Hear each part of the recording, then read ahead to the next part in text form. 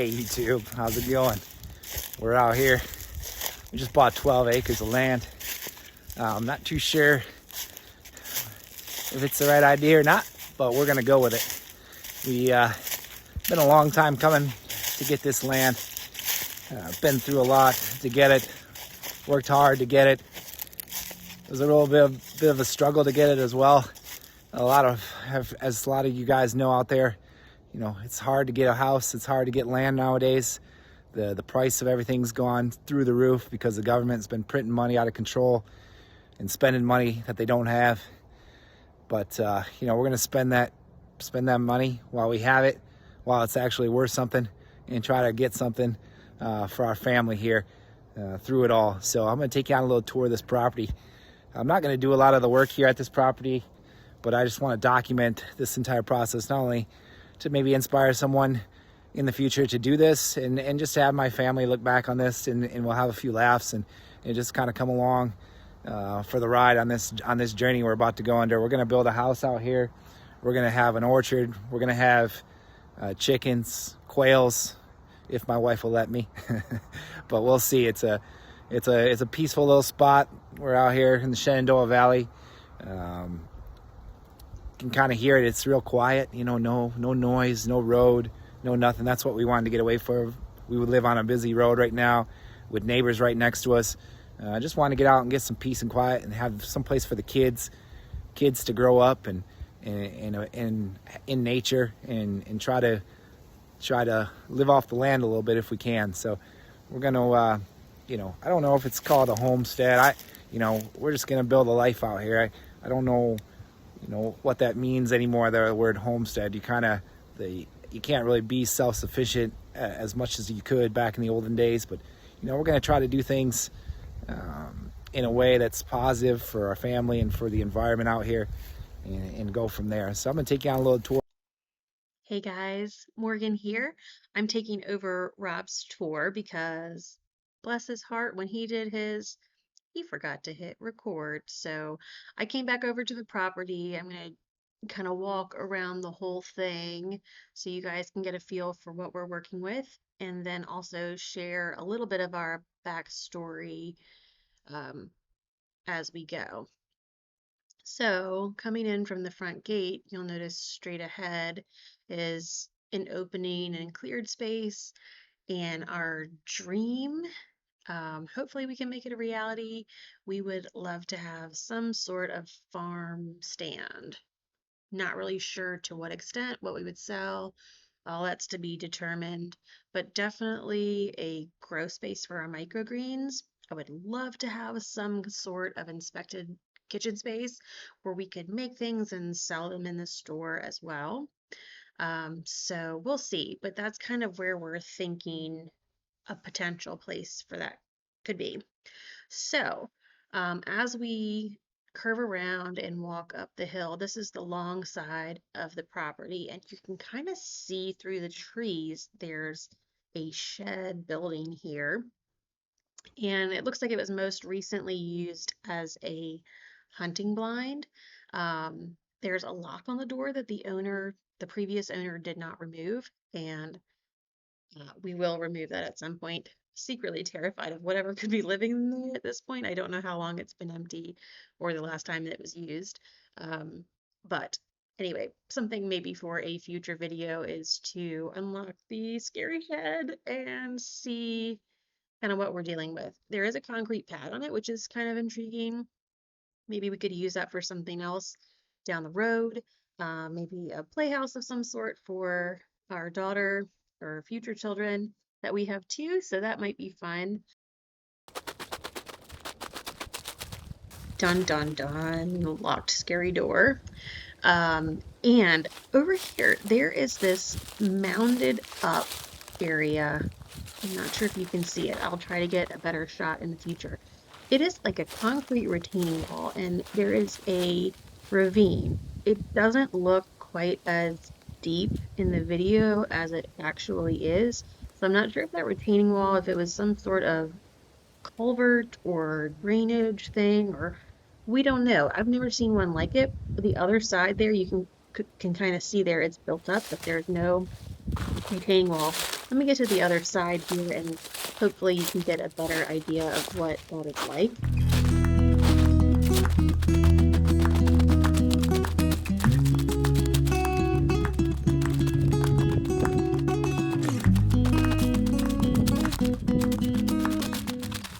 Okay, so here is this concrete retaining wall, and then the buildup of earth on the other side. So it looks like they kind of moved some dirt, or they piled branches, or just stuff on the other side. No concrete on this side, but that kind of gives you a better view of the retaining wall or drainage or whatever the heck it was. If you have any thoughts on what it is, leave it in the comments. I would love to hear from you. I've never seen anything like it. So that's kind of a unique feature, if you will, to the property.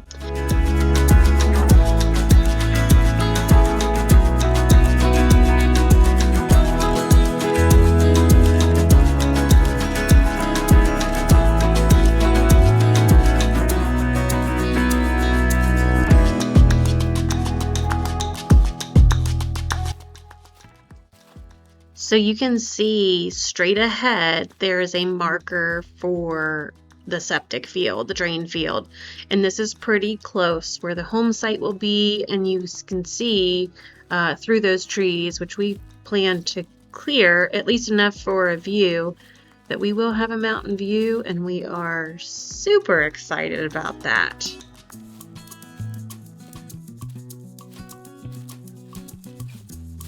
So now I'm just going to share a little bit of the backstory about who we are and why we settled on this piece of land. Rob and I got married almost 4 years ago, and even when we were dating, we kind of had some ideas of what we wanted our life to look like and plans that we might have. And even though some of the things differed, we both agreed that we did want a little bit more space to spread out a piece of land. Not really sure how big we wanted, exactly what we would do. But at that time, we had actually started growing a market garden in our backyard, which was, as far as gardening goes, it was very small, but we planted everything pretty tight, and we actually went to 2 farmers markets each week while we were both working full time. And that's kind of when our desire for more land began. We were in the mindset that we would be growing food to go to markets and not just grow for ourselves, but for the community, which, like Rob had said, hats off to anyone who can do that, because it is a lot of work. If it's your full-time job, it's a lot of work. If you're doing it on top of a job, it's a lot of work. It's very tiring, and it does become a little bit all-consuming. At the same time we were growing outdoor plants, we were also growing microgreens indoors. So we the inside and the outside of our house was a little bit crazy, and so was I because of that. I have an accounting background, just kind of as a sidebar, and I got, I would say I was probably a little obsessed with tracking the numbers. I knew exactly how much money we made from every crop, what crop was going to make us money, how long it took to grow, how much space it took to grow. I maybe went a little bit overboard, considering we only ended up doing like a season and a half of farmers markets. We did an indoor winners market, so when I say season, it did end up being a full year and a half. But it became very quickly apparent that the amount of time we were putting in, the amount of work we were putting in, the money we had invested into it, it just wasn't paying off for us. And maybe we were doing it wrong. You know, maybe over time we would learn to be more efficient, and it would become more cost efficient too. But it was very apparent that our real profit center was in microgreens. And so we pivoted at that point and said, if we're gonna spend time on something, it has to be what's gonna make us money. And so we built up our microgreens business, which we do grow inside. So our dreams and ultimately what we were looking for in a piece of land did change a little bit. If it was a smaller piece of property, so be it. We didn't plan to have high tunnels necessarily, even though we both still kind of like to have one just to extend our own personal growing season. But it's not like we had to have tons and tons of them to provide food to take to these markets. So if it was a little bit less land, so be it. If it was wooded, we may not need all the full sunshine that we thought we would. We might have a building in addition to our house that we could grow indoors. But like right now, we grow in our basement, and that is sufficient for now. So our plans for this property, it could include a house and a building probably, and we do plan to do that. So anyway, the type of land, the type of property we were searching for did shift. And then also another big life change, we had our daughter, and it became apparent very quickly with that as well that the proximity to family was important. We deliver microgreens on Fridays. My parents help watch her while I'm out delivering. We don't have to have childcare. We built the microgreens business up enough before we had her that I'm actually able to stay home with her. And so everything that I do for the microgreens farm, I can basically do during her nap time or when Rob gets home. And then we do have some stuff on the weekends as well. And then, like I said, my mom and dad, and even sometimes my sister, everybody takes a village. We all kind of chip in and help care for her on Fridays while I'm delivering. So we're really grateful to be near them, and for her to grow up around family is important. I grew up next to my grandparents, and it was something that I really enjoyed. In looking back on life, some of my greatest, most precious memories come from being near to them. So I guess that's kind of how we landed here geographically, was proximity to family, and then also we wanted something to be private, but also still give a decently easy commute for Rob's work. So while this does feel private, it's wooded, we're very close to conveniences and things like that, because I don't know, it doesn't matter how many times I make a grocery list, like I'm gonna forget a couple things. So I'm gonna be at the grocery store at least 2 times a week, and that's probably giving me a little too much credit. It's nice that it's not way out there, but it's still private feeling. I guess I'll talk a little bit about the process that it was to get the land. So we started our search. We looked at, like I said, all different kinds of properties, and then as our search narrowed, the types of properties we went to, or the area that the properties were in, shifted, and we didn't really look outside of that range because we knew that's not really where we wanted to be. Like, we would be wasting our time, our realtor's time, all that stuff. But we were looking at places that were raw land, some with houses. You know, that didn't really matter as much. Rob always wanted to build a house. I feel like I could probably make any type of place look cute, although every time we looked at a property with a house, I'd go around and be like, well, this is not what I would build if it was me choosing. So I guess ultimately, like, I do really want to build a house, but neither one of us are super handy. I definitely view myself as capable, but I think our biggest restraint right now in our life, in this season of life, is time. And so we're really grateful that Rob has a great job, where that piece of the puzzle, it doesn't have to be a stressful one necessarily. We made, you know, we're really good savers. We're pretty financially conservative anyway. Like, we'll save a lot of money. We'll try to continue to build our microgreens business to make money. I'm always going to be looking for something to help lighten the load, if you will, and save money where we can. I'm pretty frugal anyway, so I don't think that's something that I'm going to stop. It's pretty well ingrained into me at this point. So we do intend to probably contract out much of the work that we'll do here, kind of filling in the gaps ourselves where we can and where it makes sense and where we have time. So we're excited for that piece of the puzzle. But anyway, back to how we got this property. There was a house that went up for sale very close to where we live now. And I was like, oh my gosh, like perfect location. It was like 30 some acres. And around here, like, you always know somebody who knows somebody who can figure something out for you, or who can talk to someone who owns a property, or their brother or uncle or whatever. It's very small here. And so I got on the county's website to see who owned the property, because I thought, well, certainly I know them. Turns out I don't. So I got in touch with my real estate agent, because the listing on the county's website said the property had the house with 42 acres, and the listing was the house in 30 acres. And I was like, where's this mysterious 12 acres? Like, I can totally find this out. I went from like regular person interested in a house to like full-blown private investigator in 2 seconds flat. And it turns out that it's the same owner, which I knew, but that they had parceled off 12 acres, had it perked, and did have plans to sell it. So I was like, okay, let's not sleep on this. Let's see if we can put an offer in and try to get it off market. So we put in what I thought was a pretty reasonable offer for a piece of wooded land. The owner didn't feel the same, flat out rejected us, no counter, just absolutely not. So we kind of thought on it a little bit, and I was like, okay, like Rob talked me into putting in a higher offer, even though I think it was probably more than what we wanted to spend.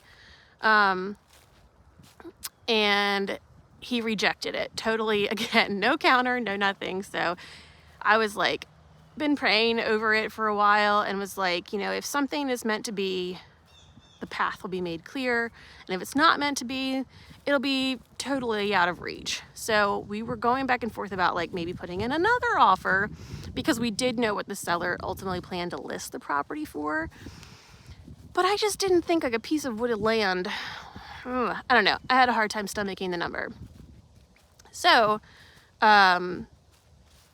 anyway, it turns out after we put in that second offer, our realtor came back to us and was like, he actually has decided he doesn't want to sell until spring. So I'm like, okay, thank you God, clear communication. Like it's out of reach. Like we cannot buy something if he doesn't want to sell it. So I was, you know, trying to be content in that. And then I swear it wasn't even a week later, she reached back out to us and was like, you're not going to believe this, but he's ready to sell, and it's going on the market tomorrow. And I was like, crap, like how are we supposed to get it off market before all these other people if he's going to list it without even giving us a shot? So sure enough, it's on the market. I see it on realtor.com because I'm checking it like 100 times a day. We did something I didn't really want to do, but we put in a full price offer, paid more than what we wanted to pay, and we just decided that this is where we're gonna build our home. This is where we're gonna build our family. This is where we're gonna build our business. It's where we're gonna build our whole life. Like, we're hard workers, we can make more money. Let's just do it. This is where we wanna be. The location is prime. Like, what are we waiting on? This might just be our shot. Is the market gonna level out? I don't know. Everything's stupid right now. Like, we're in a season of our life where we want to expand a little bit. Like, we're in our prime working years.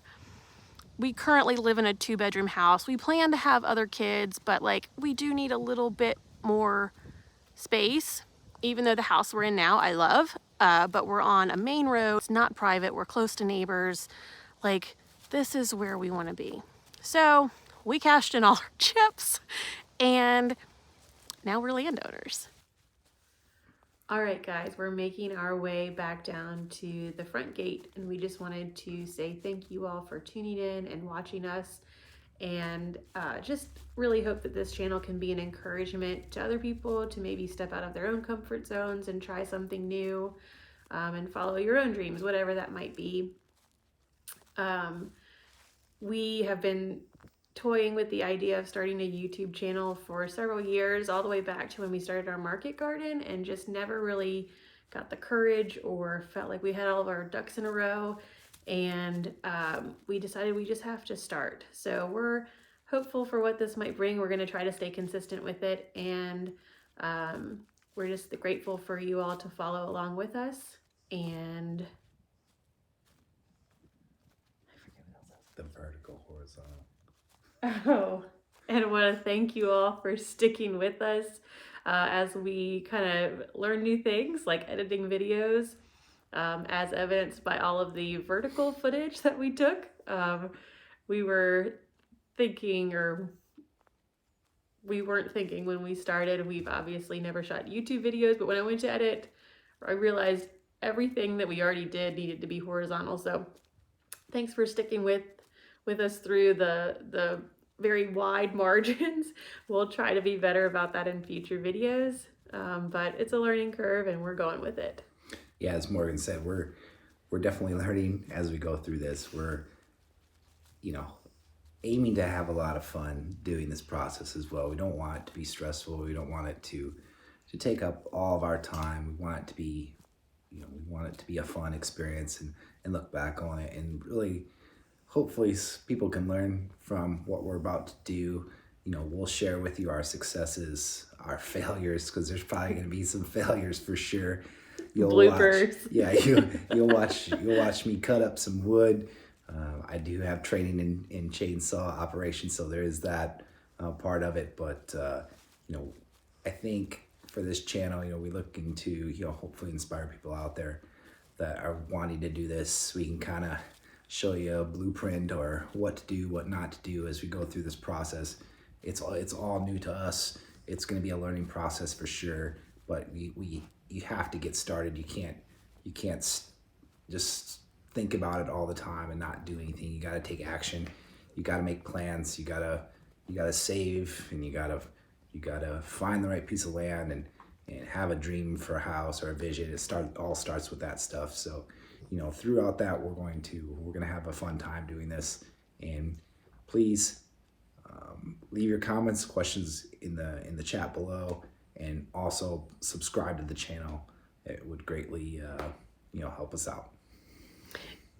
And we're not getting any quail, just to be super clear about that.